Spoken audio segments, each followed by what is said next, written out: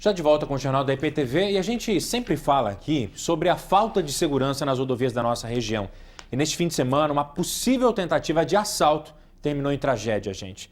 Para quem passa diariamente pelas estradas, o medo é constante, principalmente à noite. E você vai ver agora uma reportagem que mostra exatamente quais os pontos em que essas tentativas de assalto mais acontecem. Como se não bastasse se preocupar com o trânsito, Paulo ainda tem que pensar num problema cada vez mais frequente nas estradas da região de Campinas. Estão jogando pedras de passarela, como essa à frente, e colocando pedras no meio da via.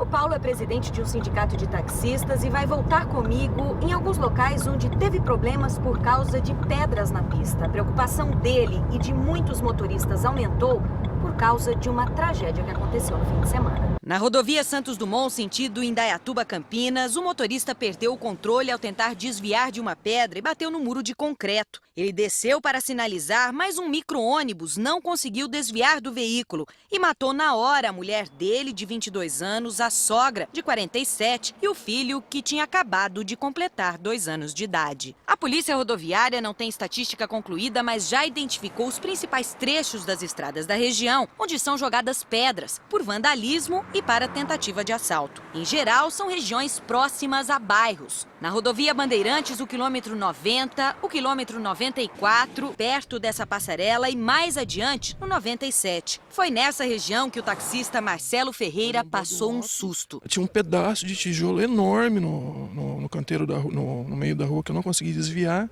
e passei com a roda bem em cima. Dona Disneia mora no bairro Maria Rosa, na margem da rodovia, há 40 anos. Diz que o problema é antigo, mas piorou nos últimos 2 anos e continua aumentando. Tanto eles jogam as pedras de cima da passarela nos carros, entendeu? Para quebrar o vidro dos carros e eles parar e assaltar, quanto eles colocam na pista para os carros parar e eles assaltar. Outro ponto perigoso para motoristas está neste trecho da rodovia Dom Pedro, próximo ao bairro São Marcos.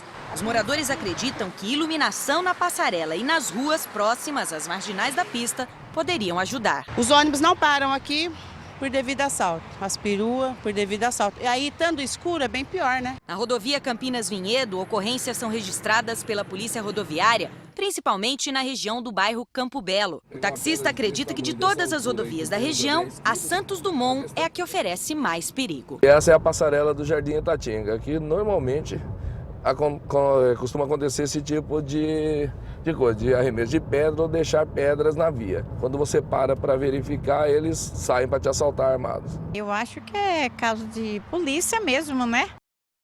Realmente perigo muito grande, mas a gente se dirigindo e encontrar uma situação como essa, né? A Rodovia das Colinas, que é responsável pela rodovia Santos Dumont, disse que está apurando o que aconteceu na madrugada de sábado e que, por enquanto, não vai se posicionar sobre esse assunto. A Autoban, que é responsável pela Bandeirantes, e a Rota das Bandeiras, que é responsável pela Dom Pedro, disseram que fazem um monitoramento, sim, para evitar esses tipos de casos. E sobre a falta de iluminação, disseram que o problema são os vândalos, que destroem as lâmpadas, mas que hoje a passarela que nós vimos na reportagem já está funcionando com toda a iluminação. Mas as pessoas, né, Luciane, também precisam tomar uma série de cuidados, né? Você acabou de falar das providências do poder público, mas cada um de nós tem vários detalhes que podem ser observados no dia a dia quando nós vamos parar na estrada. Normalmente são regras que a gente já aprende quando faz um curso de direção, mas nem sempre nós adotamos no dia a dia. Regras simples e que podem ser muito eficientes. Então vamos conversar agora com a repórter Ana Paula Pinheiro. Ana Paula, vamos relembrar então algumas dessas regras. Você começa com qual dica para nós? Olha, Luciane, primeiro para dizer que são acidentes que acontecem principalmente a partir das 9 da noite, depois do maior movimento. Então, a partir desse horário, a orientação da Polícia Rodoviária é ficar atento. Eu estou com o capitão Hugo Maeda, da Polícia Rodoviária. Antes de dar as dicas, capitão, vamos falar sobre a reclamação dos moradores, a respeito da falta, muitas vezes, de rondas em bairros próximos aí a marginais e à rodovia. A ronda ela é realizada. Ela é feita com cartões programa, com horários estabelecidos. É possível aumentar? É possível, desde que haja incidência criminal e o registro da ocorrência. Isso pode ser feito, por exemplo, na Santos Dumont, onde nós mostramos? Sim, claro. Nós fazemos as estatísticas dos acidentes. Em relação agora ao que o motorista deve fazer, né, Luciane e Eduardo, uma primeira dica que o capitão separou aqui pra gente, inclusive no nosso carro, né, que é muito comum do motorista sinalizar bem próximo ao carro, alguns passos do carro. Isso está completamente errado. Ele tem que sinalizar, capitão, com uma distância aí de quase 100 metros, né? Bom, os manuais de primeiros socorros nos trazem uma regra muito fácil de se memorizar. Ela leva em consideração a velocidade.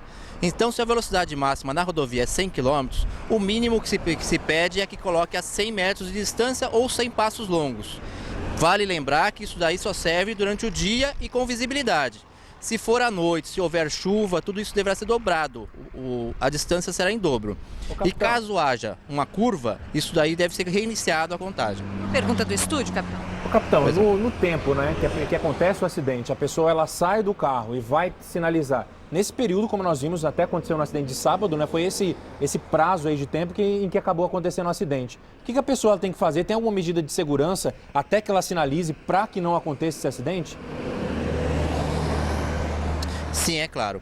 O local mais arriscado naquele momento é o interior do carro. Então a gente recomenda que o ocupante, se não tiver sido ferido, ele saia, bem como os demais, e vá para fora da faixa de rolamento, que é fora da pista.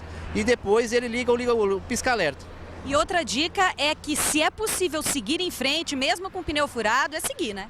O ideal, sim. O dano já consumou. O ideal é que a pessoa siga até um local mais seguro que ela conseguir chegar. Muito obrigada pela entrevista, capitão. De Campinas, Ana Paula Pinheiro. Obrigado pelas informações e informações realmente importantes, né? Então essa dica, né? Se aconteceu um acidente, tiver tudo bem, é melhor todo mundo sair do carro. É dica, e também vamos ficar de olho naquilo que ele disse para nós aqui, que no caso específico da Santos Dumont, eles devem se planejar para aumentar, sim, a fiscalização, que foi uma cobrança feita pela nossa repórter. É claro que nós estamos aqui de olho.